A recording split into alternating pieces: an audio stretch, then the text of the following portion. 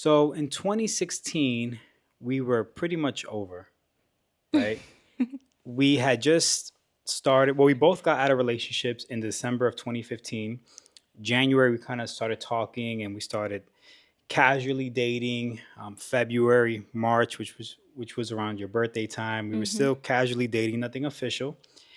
And we got really close at one point, and then at certain points, we would kind of like get further apart. Yeah. And something happened where I guess you were just done. Like you were just fed up. So you just pulled back completely. And I had like a gut feeling like, oh yeah, this is it. It's over with. And mind you, we went from talking pretty much every single day. You were at my house almost every single day to now we're avoiding each other at work because we worked together at the time. Mm-hmm. We're not calling and texting each other. So there was like a little void and it was weird during that time. This time I'm talking about was May of 2016, right? Yes. Cinco de Mayo time. So we worked at the radio station together and we were doing a big Cinco de Mayo event at a area down here in Miami, like a real common, popular area with a lot of bars and restaurants. And there was like a private event, right? It was closed off. You needed tickets. The radio station was sponsoring the event. So we were all going to be there. I had other plans, right? I was a little hurt about our current situation. So I didn't want to go to that event because I knew you would be there along with all our other coworkers. And for some reason, you were at the event during the day. I was home and you started calling me, right? Yeah. I don't know if you were drunk or maybe you were just missing me, but you were calling me. And I looked at my phone and I was like, aha, she's coming back. But I had like a little chip on my shoulder and I was like, you know what? I was not going to answer. And it took a lot for me not to answer because I used to answer right away. And I never played the hard to get or the mysterious, I don't know what's going on. I totally did. You definitely did. But for me, that was brand new territory. So I would see the call, I would egg it. And I told myself, you know what? I'll go to this event, but I'm going to go at my own time, in the evening. Maybe she left. Maybe she's still there. If I see her, I'll be real cool, keep it real casual. Like, hey, what's up? And just keep it moving. So I got ready and I was going to head out to the event. I never answered the call. What were you thinking at that time when I wasn't answering? I knew what you were doing. Okay. I knew you were like trying to play hard to get, like, oh, you want to call me now. I did have a few drinks. So I was feeling, Tipsy. like loose, like who cares if I call him? Mm-hmm. So I called you and yeah, you didn't pick up. And in the moment, I didn't think anything of it. I just thought exactly what it is that you're doing. That was like, oh, he's just like ignoring me, which is cool. I'm not blowing him up. But it is what it is. Well, you did blow me up a little bit. No, You I you, did you not. called you called more than I once. called you twice. It was a few times. It was twice. It was multiple Don't blow times. smoke It was up. various No. amounts of times. And whatever. So I took a shower and I was gonna put my best outfit on. I was like, I'm gonna go to this event. I'm gonna be super cool, real casual, not care. She doesn't want to talk to me. So what? So I had a roommate at the time. We lived in downtown Miami, and we got to the event. It was already like 6 o'clock, 7 o'clock at night. You were gone. Almost everybody from the company was long gone. I was feeling a little bit off, right? Like I was in a real stoic mood, right? I wasn't too excited. I wasn't angry per se. I was just kind of like in a weird funk kind of time. So I went with my roommate and we went to a few bars and then we went downstairs to the outdoor area where, again, it's Cinco de Mayo, right? So there's a lot of live music going on. There's a lot of commotion going on. I'm standing on the side of a sidewalk in front of a restaurant and I'm just there with my roommate. We're just watching the show go on. And I think I had one beer, maybe one beer. And I wasn't even drinking. I was just holding it just to have it. And we're watching the show. Maybe 2 hours went by. And all of a sudden, some guy just bumps into me, right? Just randomly, like really hard, like shoulder bumps into me. And I look at him. He looks at me. I'm like, "Are you good?" He's like, "I'm good. Are you good?" I'm like, "I'm good. Are you good?" We have that like weird little exchange. And then he just looks at me and he smiles and he walks off. And I thought to myself, I was like, "Man, that was a weird interaction, but whatever." And look, now looking back at it, I probably was a little apprehensive with him. Not a lot, like we didn't have a full blown out, fight or anything, but it was just that weird, checking each other kind of situation, right? So he walked off and he bumped me this way and walked off that way. I didn't really think much of it. I continued to watch the show, and about, I want to say, 10 minutes later, I'm watching the show and the lights go out. Mind you, we're outside, but when I say the lights go out, my lights go out, and I hear a big boom. I get knocked out. I get punched from this side of my face. Um, I stumble back. I At that time I didn't think I got hit. Right, I thought something fell on me because there was like a lot of trussings and stuff like You that. see what happens when you don't pick up my call? Okay. There was like a lot of trussings and like decorations hung up above the street. So I thought something fell on me. So I'm like stumbling backwards and I'm looking up and I'm like, what the hell was that? But everything kind of slowed down. I'm seeing blurry right now. Hey, I thought something fell on me. I like turn and I see the guy that had bumped into me kind of like going like this to me, like, come on. And my lights go out. I just completely knock out, right? I fall face first, head hits the concrete, and I just pass out. A commotion ensues, right? And I just kind of look off to the side and I see my roommate kind of scuffling with the guy. I think he gets hit also, and the guys with a couple other guys, but the main guy causing havoc. He had brass knuckles on, right? He had like the big What thing. a punk. Yeah, he had. I don't know how he got it in, but he had like these brass knuckles on, so he was causing havoc, right? So from the corner of my eye, I see him, and I'm like, oh, he's with a bunch of people. And I'm, mind you, everything slowed down. I'm thinking to myself, I'm going to get stomped out right now for whatever reason. So I kind of like, I tried to like ball up in my mind. I probably wasn't balling up. I just thought I was balling up. And I was like, you know what? If I don't get up right now, I'm going to get stomped out. My legs were completely gone. Like I had no legs. I had spaghetti legs. So Horrible. I see the commotion. People kind of just backed up, pulled out their phones. And now I hit my head. My jaw is just dangling, right? And I get up. Everything's kind of blurry. I kind of see the guy run off from like the side of my eye. I think I tried to put my hands up like I was gonna fight. I wasn't gonna throw a punch. I was completely like Done. knocked out. Yeah, Yeah. I was a mannequin, right? I was a, what's that thing called? A mannequin. Yeah, whatever. So I try to get up and climb up the stairs, and I fall again. I stumble, boom, hit my head again, I fall. That's when a couple dudes grabbed me, they picked me up, they carried me up the stairs, and they sat me down at Blue Martini that was there at the time, and they just got me water. And the whole time I'm so confused. I'm like, what happened? And somebody was like, somebody knocked you out. And I was like, why? Like, what happened? And I'm all of a sudden, like I'm touching my hand and my whole face is numb. And I'm noticing that my mouth's not closing when I'm talking. Oh my God. And I'm hearing like a squeaking, and my jaw was like off, and I could go like this, like I can push it in, like it was disconnected, right? And my lip was busted. Maybe I'll put a picture here. And then my head was busted because I fell on the concrete, and I'm talking like this, and I'm like, oh no, I really got messed up. So they're like, you got to go to the emergency room. I was like, all right, I'll call the lift. So I didn't even get an ER, like an ambulance. I called the lift. The lift came. My roommate came with me. We hopped in the lift. I went to the ER. I'm leaking everywhere in the car. Like the lift driver's like, what the hell? My shirt's bloodied up. My jaw's hanging down. We get to the hospital, to the ER. I check myself in, and they're like, "Oh, this guy's messed up." So they rush me to the back, and they keep you like in the waiting area. That's when the pain started kicking in, right? Like the pain. I guess I was high on adrenaline. I'm in excruciating pain, the most pain I ever had. Like picture like a toothache times 1,000. Mind you, I had just got braces during that time. Horrible. That happened on a Thursday. That Monday, I had just got braces. They took out a tooth to make room for the braces. So I had an open wound with stitches already. I got hit on that exact area. So completely shattered my jaw, disrupted a tooth. I lost a tooth from that hit because remember, it was brass knuckles also. So I'm in the waiting area.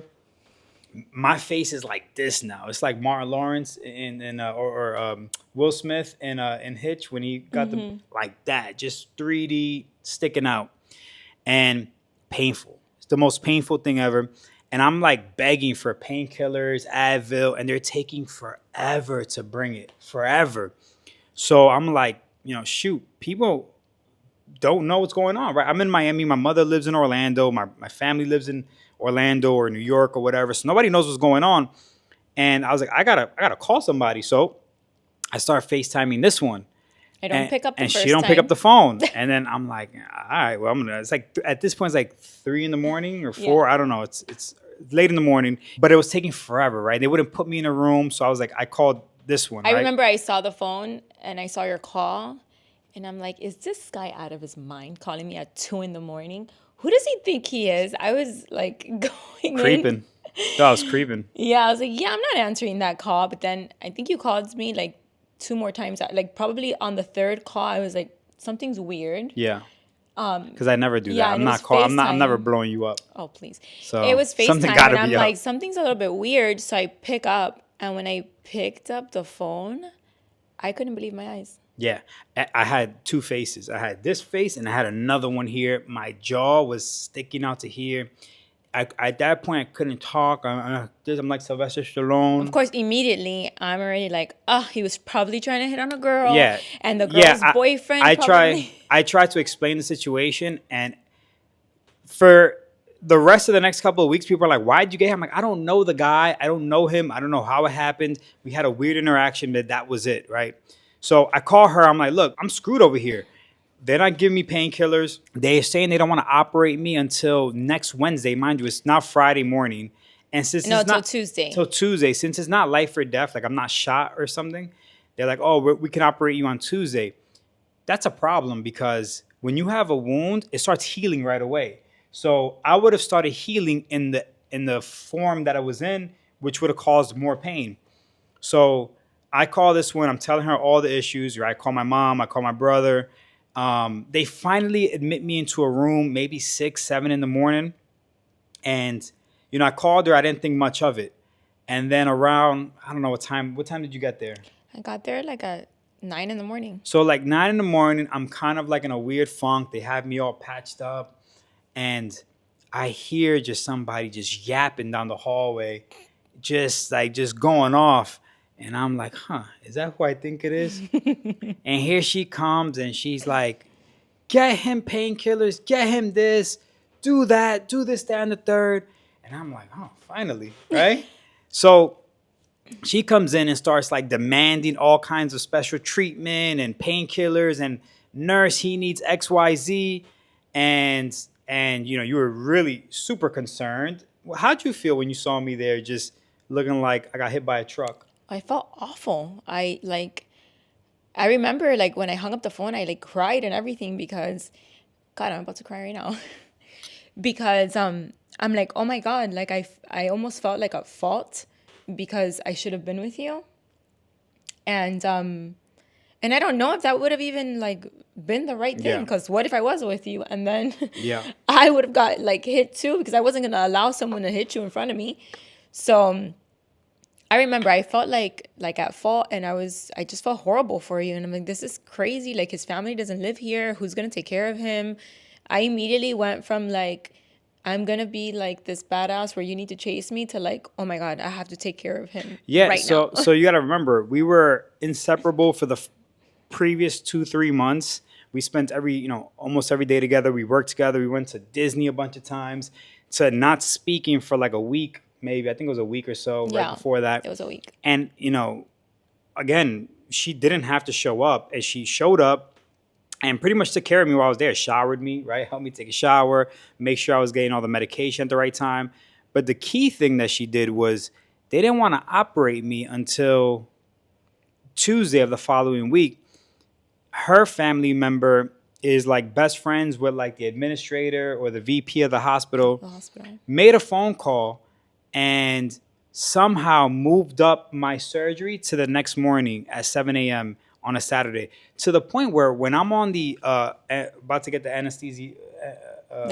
anesthesia, it's like a bunch of it's a UM hospital, right? So it's a bunch of UM doctors. All the students are there. They're about to operate on me, and the guy goes, "I don't know who you know, but we're all here on a Saturday morning, so you must know somebody in a powerful place. He must know somebody. Yeah, I mean, I did. Clearly, I did. Yeah. I just gave him like a little thumbs up. They put me under. They operated on me for a couple hours, and whatever. When I woke up, she was there. Right. I don't know how long I was in the hospital. Maybe for another day. Yeah.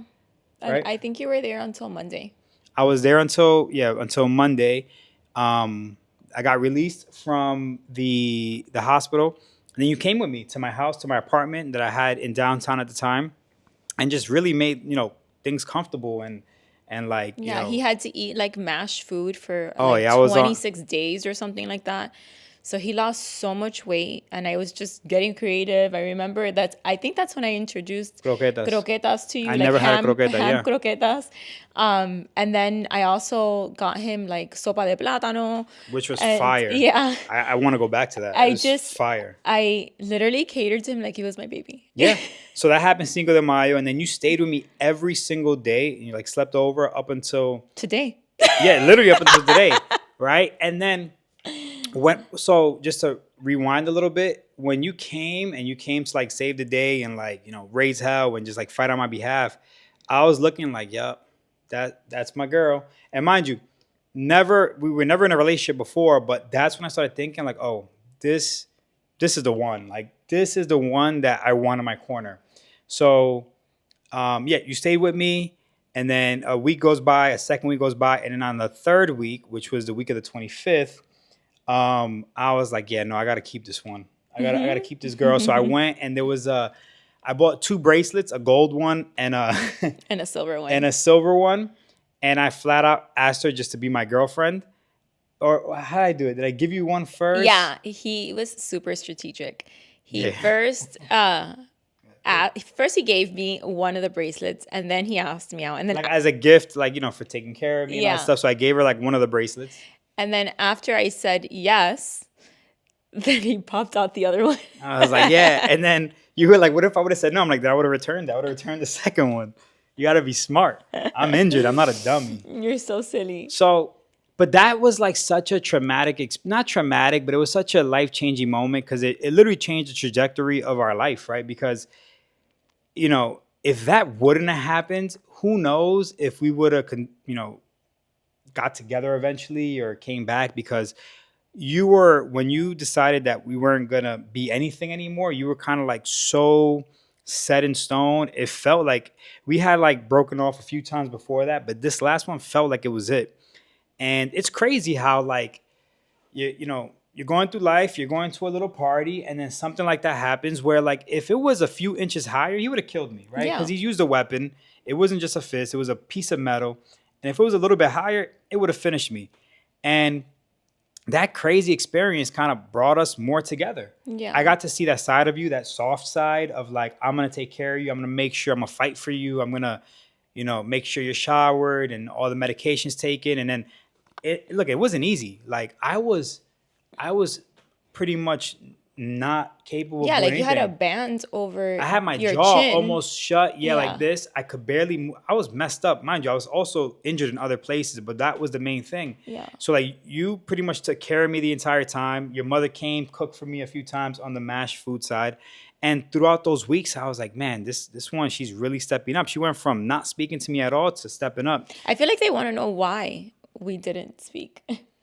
I don't think they care about that. Yeah, I think it's funny. I think we should share it because That's stupid. I feel like this happens to like a lot of people, and it was dumb stuff, right? This is very dumb. Yeah, I was like he mentioned, I had been in a previous relationship, and he was in a previous relationship too. But I had broken up with my ex-boyfriend, and it had been way too soon of a breakup for me to like even entertain something else. Well, But we both broke up around the same time, and then we started hanging out together afterwards to kind of like just vent to each other Yeah. about it.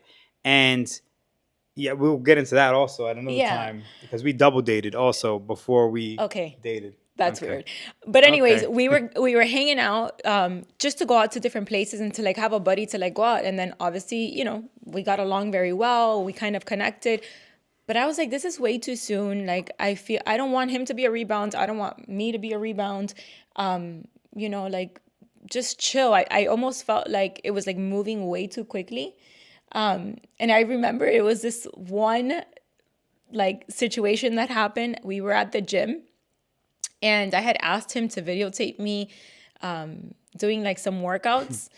And he he got an angle where like he comes out in the mirror of the gym. So I asked him to do it again, and he asked me why, and I said, well, because your reflections there, and like you could like I could see you, and it's not that it was him, it's just I didn't want anyone to be in the video.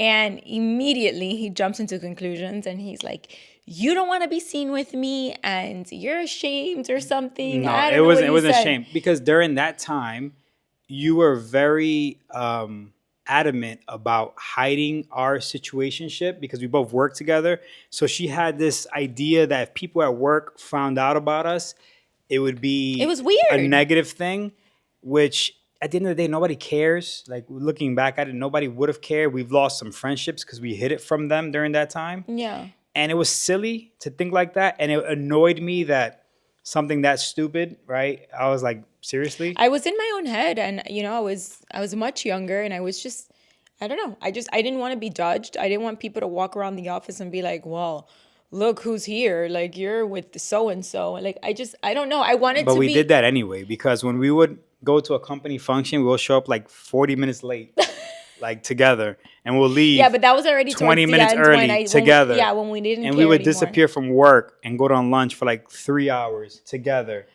Yeah. Like we would try to leave at different times. It was just so Yeah, stupid about it. it was dumb. It was dumb. But anyways, he comes out in the video, so I'm like, "Can you retake the video?" He's like, "Oh, you're trying to hide me." And all this, so we get into an argument about that, and I was like, you know what? Like, I'm done. Like, I'm not gonna be on this back and forth with this guy. Like, who cares if who cares if I don't want you to be in the video? Like, it's not a big deal. So that was so silly. And I, when I knew it was completely over because like I said, we've had some times before that where we kind of broke off and then we'll come back around. But I was in Toastmasters, which is like a speaking type of class thing. And I had a big speech that day. And it was something I was working on a lot that you knew about. And I had my speech and I was really excited about it. And I knew, mind you, that thing had just happened that day. And I was still naive to it. So after I did my speech in front of the people, I thought I did a great job. I thought I crushed it. I was in the parking lot and I was gonna call you just to like let you know how it went. And I call her and she goes, "Hey, what's up, buddy?" or something along those lines. And I'm like, "What?" You're like, "Yeah, what's up, man?" And I'm like, "You never say that." And you're like, "Yeah, I always call you buddy." I'm like, "You've never called me buddy in your life. What are you talking about?" And you were like, "Yeah, no, so yeah, what's up?" I'm like, "I don't know, your vibe is off. The energy's whack. Forget it." You're like, "No, tell me." I was like, "Nah, whatever." And I think we just hung up. Yeah. But I was like, "Oh yeah, she's done. It's Yeah. over." And that's when I was like, "Yeah, it's a wrap." So it's safe to say that you're so glad you took a hit to the jaw. So I'm not glad that I took a hit to the jaw, but I do appreciate the outcome from it because if that little event didn't happen, we probably wouldn't have been together. We wouldn't have got married. We wouldn't have our two beautiful daughters. We wouldn't have this amazing life that you have. So, yeah, I took one for the team, literally. I took one for the team.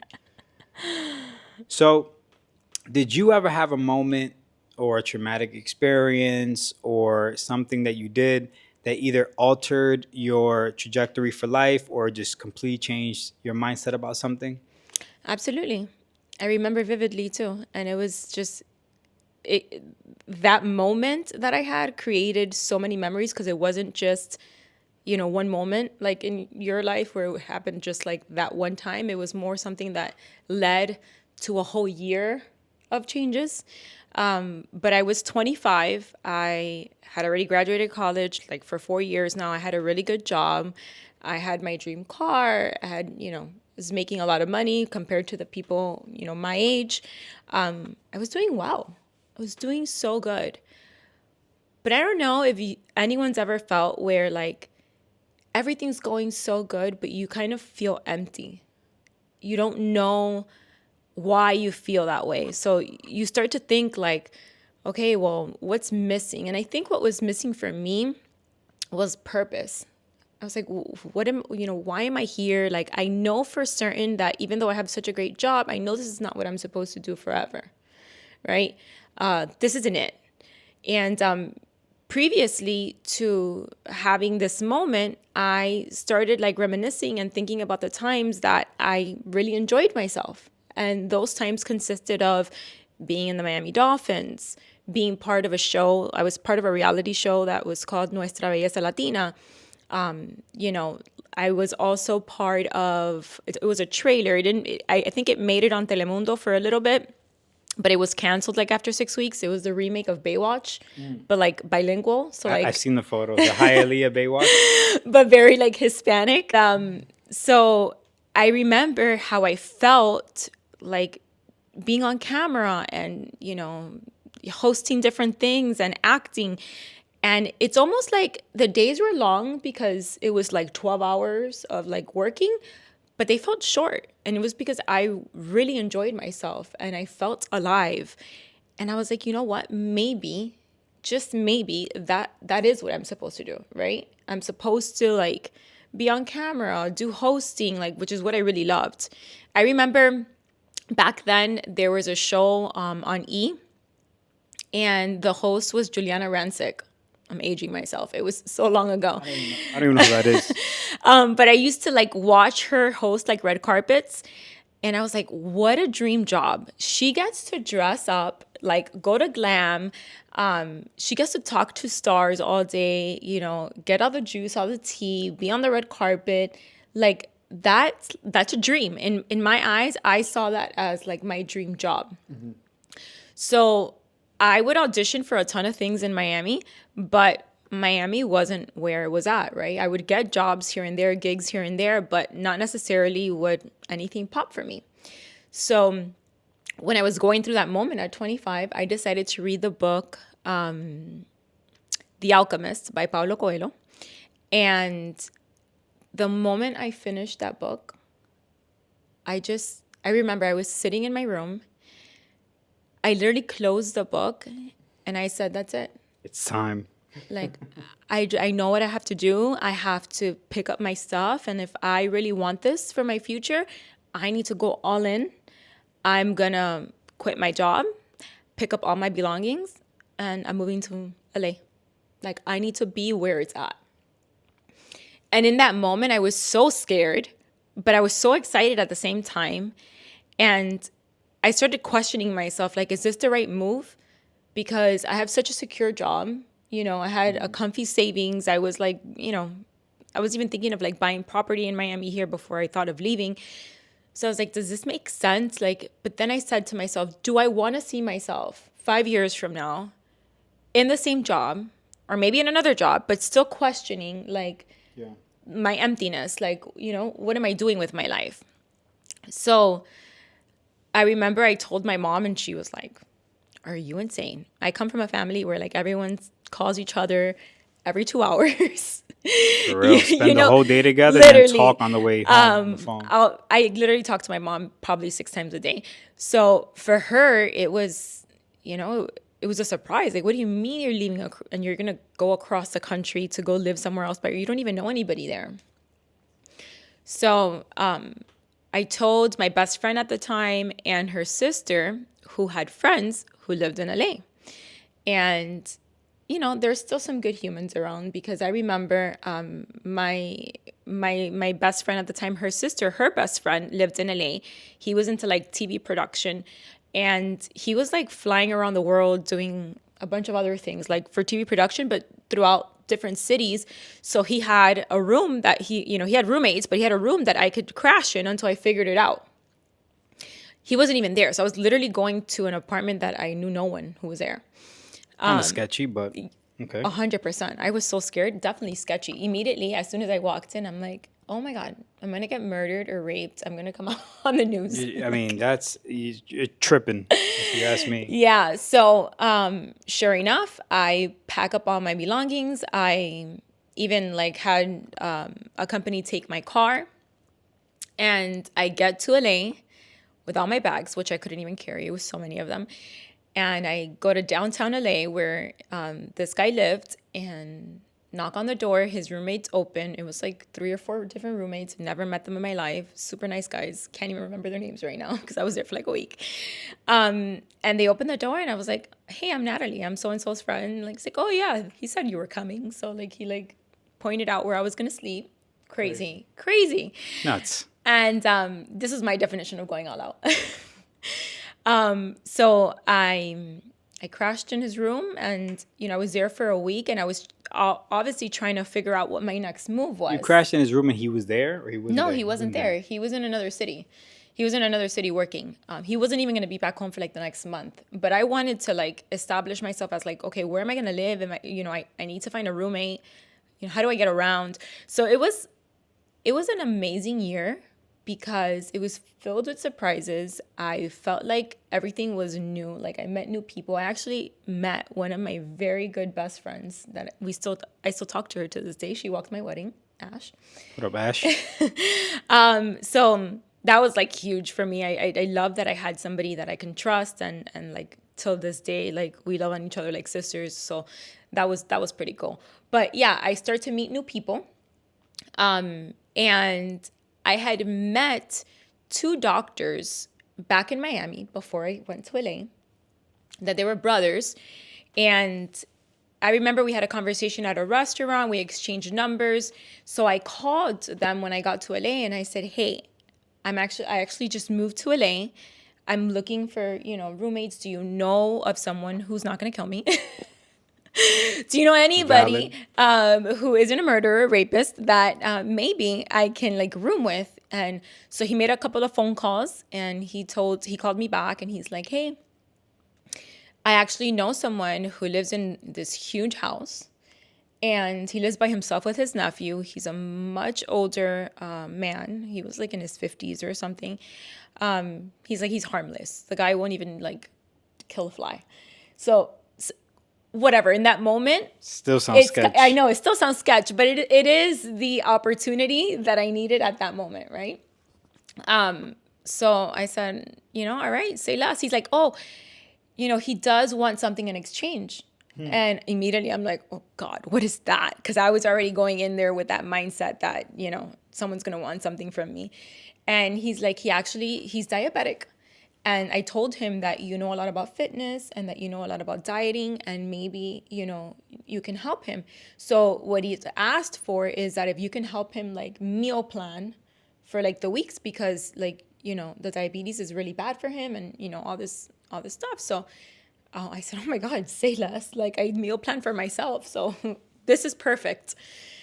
So I finally got my car because it was on the way to LA. And I finally get my car. I pack my bags all over again. I say bye to the roommates I had for that week. And I go on my way to, this guy's house.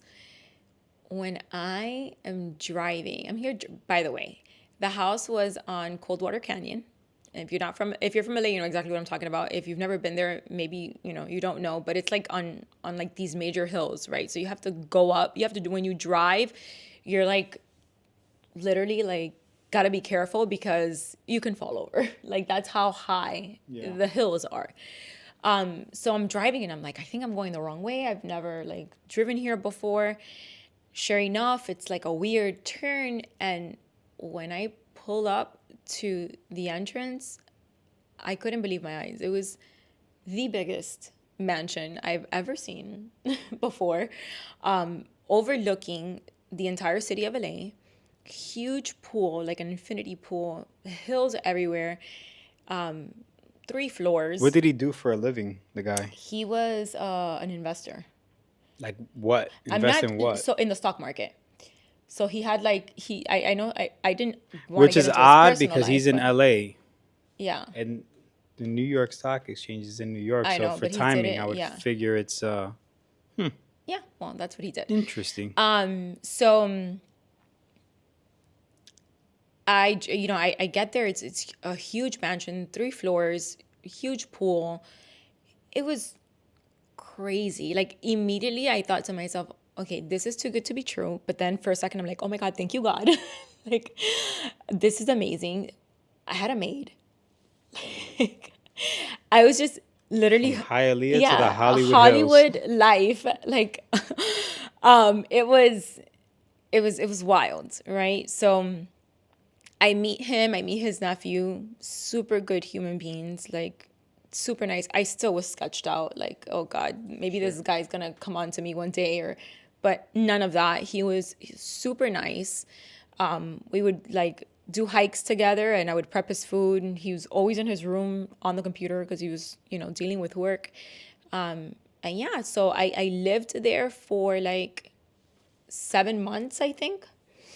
I lived there for 7 months. It was unreal. As soon as I got there, I said, all right, I got to get to work. I need to find an acting school. I need to find a hosting coach. I gotta make this work because I was giving myself a year. I was like, if in a year things don't happen for me, like I need to, go back home. So, I ended up getting signed with an agent, and I did some work, like some commercials here and there, nothing too big. And after I get signed with this agent, I start asking questions like, okay, where else can I get work from? Because this agent was just sending me to like commercials, like auditions for commercials and things like that. So the maid that we had, she was a maid that would come in like 3-4 times a week. And then she had another house that she was a maid for another 3 times a week. So she was talking to me, and she's like, I know this guy who manages Halle Berry, and he manages X, Y, and Z actors and For the young actresses, people, tell them who Halle Berry is. whatever. Look it up. Um, so she's like, I can put you in contact with him. And I was like, listen, I've been in acting class, which by the way, I was in acting class with so many like families of celebrities, like people like Will Smith's family. So in my mind, I thought like, there's no way I won't make it. Like I'm around way too many, like, Yeah, it felt real. yeah, it just felt so real. I was just like, there's just no way I will make it. Like I'm around all these people. An opportunity has to come up. I was like, God's in my corner. He's got this, So I really, really thought I had like a huge shot. And so she mentions this guy. She's like, hey, Halle Berry's manager, and he manages other artists and other actresses. So, maybe talk to him. At this point, I had already been in acting school for some time. I realized that, yes, I loved acting and everything, but where my heart was really at was at hosting. I really wanted to like host red carpets and, have like, that E-channel experience. So I end up going to the manager's office to have a conversation with him. We sit down. He asked me about everything I've done. It felt very professional, very real. He says, okay, I really think you have a lot of talent. I'm going to invest in you. I'm going to send you to this coach who is known for coaching, all of these hosts on TV. So I'm like, oh my God, how much is that going to cost? Because I'm already thinking like, I need to pay for this. This is not going to be free. He says, oh no, that's on my tab. Don't worry about that. I'm investing in you. So when you do start getting the big checks, then we'll talk about like what you owe me. So I'm like, oh my God, this is the real deal. As an adult now, that sounds so crazy. 100%. At 25, it sounded to me like it was a dream. That sounds like this you're is about to get the worst perfection. deal in history. So I'm like, this is perfect. I remember I called my mom. I'm like, Mom, it's the best day of my life. You don't understand.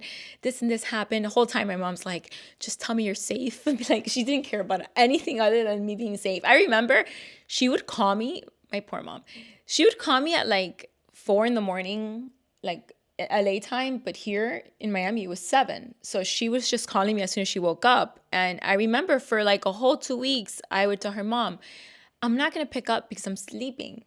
But she would blow me up. I mean, till this day, she blows me up if I don't pick up like after call number 2. So she would call me, and I kept telling her, Mom, it's a 3-hour difference. All she cared about was me being safe. So I tell her, best day of my life. Well, I end up going to these hosting classes for a good 3 months. she taught me, the coach I had taught me a ton. I was super excited, right? At this point, I'm like, you know what? I'm going to go back to the manager and I'm going to ask him, like, hey, is there any auditions that you can send me to? I go talk to him. He's like, yeah, I can send you to this audition and this audition. Now that you have like 3 months of training, this is perfect. So he does send me to some auditions. I do make some of the stuff, right? Again, super excited. Remember, it was like a Friday at noon. I get a call from him immediately. I'm so excited. I'm like, oh my God, he's probably going to call me about like another opportunity. And he's like, hey, you think you can swing by my office this afternoon? Like, you want to do lunch or something? You want to swing by? And I'm like, oh, I just finished eating now, so I can't do lunch, but I could be there in like an hour or two. He's like, okay, well, swing by. I have some news that I want to run by you. Oh my God. I remember calling Ash, my friend, and I was Over the like, moon. girl, you don't understand. Like, I don't know what he's going to tell me, but I'm so excited. I go put on my like best outfit, getting ready. I pull up to his house because his office was in the back of his house. I pull up to his house, park, get off the car, walk up into his office. He has like an assistant come take me to sit on in the couch of his office. She walks out and she's like, oh, he'll be right back. Cool, I wait for him. He comes in and immediately I get up and I'm like, I go give him a kiss, like, how our Hispanic selves are. I go give him a kiss. I'm like, hi, how are you? Like, how's everything? He's like, good. And then he sits in his table, turns around, drinks some water, very like casual, very, very like not a big deal. And he's like, so how's it going? How's the hosting coaching going? Like, how do you like it? I saw that you landed a couple of gigs. I'm like, oh, it's going great. That's amazing. And I'm like, so tell me what's the news? He said, well, I've been thinking like, I've done a lot for you. Like I got you this coach and you've gotten some gigs, which you've made some money. Immediately, my mind is going to like, oh, he's going to ask me for a check. Like he's going to be like, hey, you made X amount from these gigs. So like, you got to give me like 10%. Like that's where my mind was going. Still completely naive, right? And he's like, I've done a lot for you. And, I think it's time that you do something for me. I'll pay that debt. I'm like, okay. And what is that? And he comes and he sits next to me on the couch. And he's like, I need a girlfriend. Yeesh. How old is this guy? Like 60. And I felt like... Died inside. No, I literally felt I had a mix of emotions. Like my soul was crushed. I'm like, oh my God, this is Hollywood. That is Hollywood. They're not going to just tell you this is what you're going to give me, right? But they're going to make sure that they dangle exactly what you want right in your face. So in the exact moment that you think you're about to like land, the biggest moment of your life, Yep. They're like, give me something. They give you a taste of it when you get hooked. That's it. It's what's crazy is that he's probably done that a number of different times. Oh, and I'm sure. I'm pretty sure the majority of the girls would just have to bite that bullet and be with the dude. I knew right then and there. For one, here's what he did do for me, right? He helped me discover that I didn't want it that bad. Because I was like, there was no question. Not a question in my mind of like, well, what if I just give him a little kiss? Like there was not like that never crossed my mind. Immediately I was like, well, there goes my career. Because What did you say when you said that? I said, I'm sorry. Like just to like give me time to like think, process. And process. And he's like, yeah, I've paid for 3 months. And like, if you want to continue going to the coaching and getting the gigs and going to the auditions, like for now, until you can give me my real form of payment, for now, the form of payment is, well, you can be my girlfriend. But like, he knew that I knew exactly what that meant. Yeah. Right. And I was crushed. in that moment, Because that also crushed, because you thought he saw potential in your talent. And in reality, it was just, he was trying to get cheeks. yeah. So that's what I'm saying. My soul was crushed because I started, it's like, you know, when they say like right before you die, your life flashes right before your eyes. Well, everything that I had gone through in LA for those 7 months that I had been there before, you know, the rest of the months, as soon as he did that, the 7 months just like flashed before my eyes. Like all the times that I was like having coffee by myself and like coaching myself and telling myself, it's okay, you've got this. Like, look at this. Like, you know, you've moved the needle forward. You already got this audition. All those times that I went to bed, like praying, you know, oh my God, you know, I really want to make it to this. I was like, it's over. This was all bullcrap. Like this guy was just You didn't think of just, I mean, obviously cutting him off and then just continue to pursue it in another direction? I didn't. And I think I didn't because in that moment it hit me so hard that one, I didn't want it that bad because I was already like immediately, I was like, oh my God, I want to go home. I guess it was like my safety. But also I realized that while doing this with him, like going like to coaching that he was putting me in, I was already doing other things. And I noticed how difficult it was to break through the doors. Yeah. It was so difficult. And like, I didn't even have an actual job. I was living off of my savings and credit cards. So not having a job and like, and then that's another thing. I would get gigs and it would be 12-hour days For $100. for $200 for 12-hour days. I still had like when I moved from that mansion that I was living at for free, he ended up leaving to Cleveland. I had to go move with another roommate, which I still talk to her. Shout out to Tammy. I had to go live with another roommate, and at this point, I had to pay rent, right? So, like $200. Are you kidding me? There was just And that's $200 like once every other week. yeah, maybe. whenever you get something. So Rough. I knew right then and there, I'm like, this isn't for me. And here's the worst part. He wasn't the first, last, or only person that did this to me. He was just very discreet about it. And he was He smart. was slick about it. He was smart on how he did it. But this had already happened to me many times before. It's just the people who did it were very, straightforward. They were very blatant. straightforward. Like, yeah, well, you know what so-and-so did to get to that? Well, that's what you got to do. Like, and it crazy. had happened so many times already that by the time that this happened, when I had like that, I was like trusting somebody that I thought really believed in me. By the time this happened, I was like, all right, I'm out. Like, That's wild. That's wild. Yeah. How long did you stay in LA after that incident? I stayed there for like another 3 months. One, I had to like collect my crushed soul Yeah, for real. before I came back home. And then the holidays were coming, right? So I ended up, you know, just slowly like telling myself, like, you know, do I really want to live this life? I'm already, you know, 25, and I feel like when you're 25, you start to think like, well, you know, getting a little older, I don't have a Yeah. significant other, I haven't been married. Like, is this what I want? Did I start too late? Is this it? And I was like, no, I don't think this is it.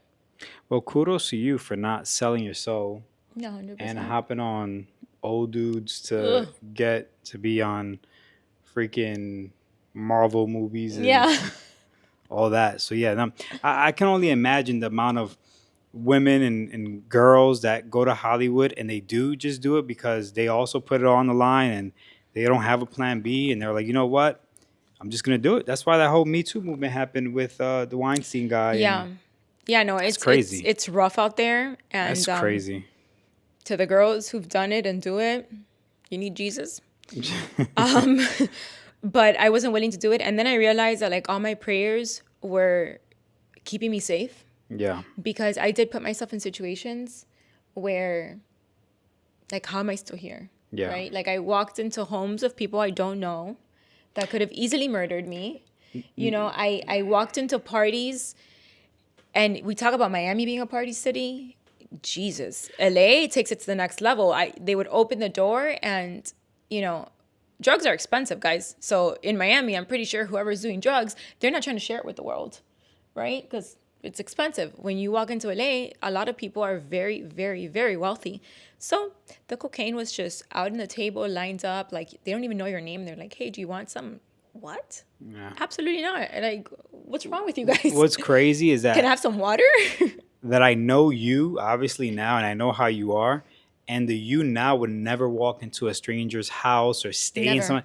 Like, you're such a punk and like a scaredy cat, and you're so cautious, and it's crazy But that you even I think I'm cautious now because of the experiences I had, true. right? That even like the experiences I had showed me that even when you do feel like someone's being nice and that, you know, you are safe or they've shown you, right? Remember, this guy showed me that he was just trying to help, Yeah. right? Or when they shown you that they're just trying to help, you, even in those times, you realize that you were in the middle of danger. And, you know, it's crazy because I remember walking into a Beverly Hills party and I met like the entire Full House. Do you remember the show Full House? Oh yeah, Danny Tanner. Yeah. So I met all of them. All of them. I don't Uh, remember Stephanie's actual real name, but Stephanie on the show. Stephanie, Danny, Yeah, DJ, DJ, Kelly, not Kelly Kapowski, I Jesse, see by the bell. Jesse, Kim, who's a cut it out guy? Joey. Joey. You met Yeah. him? Yeah. That's pretty Yeah, cool. I met all of those people at a Beverly Hills party. I'm telling you, it felt so real That's when funny. I was there that I was like, there's just no way. Like, someone has to be like, hey, do you want to try out for this part? Because I was naive too. I was thinking that, like, you know, Somebody's gonna save maybe you. they saw something in me. you Yeah, know? that's not how it happens. So I mean, that changed my life. And I think when I came back, I regretted going because I was like, wow, I wasted a whole year of like, you know, being able to grow in corporate. And, you know, I got into like some debt, obviously, because I was living on credit cards. So I was like disappointed at that part. But like, if I fast forward to now, it was Yeah. the best thing that ever happened to me. I was able to live by myself in another city. Yeah. You know, I met so many people. I created friendships I still have today. And then I learned a lot throughout the process. And then I also realized how much God showed up for me Yeah. every single time. And you know what's crazy? I just remembered this. The guy, the mansion where I lived, the rich guy, the older guy, he's the one that taught me how to say Our Father in English. Oh wow. Because I only knew how to say it in Spanish because my mom taught me that way. And he taught it to me in English. And he's like, that. Well, when I would say it, he's like, that's not the way you say it. So he actually taught it to me in English. So, you know, another thing I felt closer Yeah, and to the, God. the truth is that if you didn't go through that experience with that manager, you probably would have stayed out there. Let's say that just a situation wouldn't happen at all. You probably would have stayed out there for another year, 2 years, maybe got a little bit of success, and just kind of fizzled out. You know, Yeah. some people are there 5, 10 years in LA, and they just become working actors or working influencers, and they make some money, but they never really hit that goal that they wanted to hit.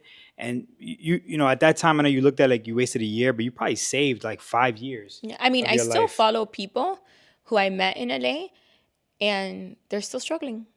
Yeah, because it's such a They're still small struggling. And it's already pool of been, successful people. it's been what, 12 years? Yeah, And they're still and they're out committed. there. At this point, they're Yeah. committed. No, I've been here 10 you better years. be committed at this point. Yeah, like I'm 10 years. I'm gonna die with this because it's gonna happen, or I'm just not. I'm gonna die. Yeah. I get it. You know, Yeah. that's that trap. You've been doing it for so long. It's like No, and at that age, you just think about it. You're like, "Ooh, what type of work experience do you I have have? no skills. You have no experience. Nothing. Yeah, You just, it's either you do TV or you do TV. And it's just very hard to break into that industry. It's not, it's all, it really is all about who you know. and it's such a limited number of people. Like there's a handful of superstars, right? And then there's like just a small pool of working successful actors, and then everybody else is just scrambling. Yeah. So yeah, like I said, I think you saved a lot of time too, because maybe you could have got your dream and be a host, but like you say, you discovered that you didn't really want it, so Yeah. saved you a lot of time. But you know what else it did for me? It got me right here. And maybe I'm just a host of Nobody Asked Me. Yeah, there you go. You are a host. Look at you. You're a host. So, failed LA career and a broken jaw is what brought us together. Not too bad. Not And too now we bad. host our own little podcast. Yeah. I can be your agent. It's Yeah. cool. Thank you, babe. You know, and I'll definitely be your girlfriend. Ha ha ha. Yeah, that's actually true. Anyway, I think that's good. We can leave it right there. Yeah. Guys, thanks for watching. Thanks for listening. Please like and subscribe below if you found this interesting. Share it with a friend who might need to hear this message. Thanks for watching. Thanks for listening. And until next time, peace.